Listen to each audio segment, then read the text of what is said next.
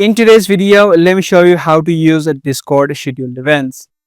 The scheduled events is basically a way of creating events and also notifying others and inviting others to a event that you're creating inside of Discord.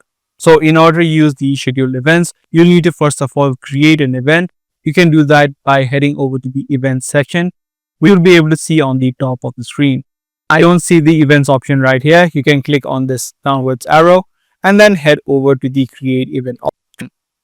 Through this section, you can either create an event inside of one of your voice channels or somewhere else, meaning you'll need to add in your text channel an external link or an in-person location.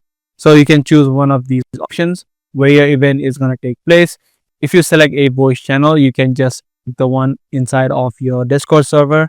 If you click on the somewhere else option, you'll need to type in the name of the text channel, add in the external link, or add in the location of the in-person event. So once you select your option, click on next. And then now you can name the topic of the event and the start date and the start time. So once you add in the topic of the event, you can add in the start time and the start date. This way other people will get notified when this event starts. You can also add in the frequency. So if this event happens a week, you can click on the every week option. Or if it is a one-time event, you need to click on the do not repeat option. So take a look at all of these options and select the one that you want.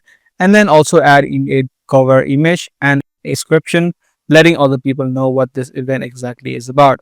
Once you add in everything, you can click on next, check if everything is okay, and then you can click on create event.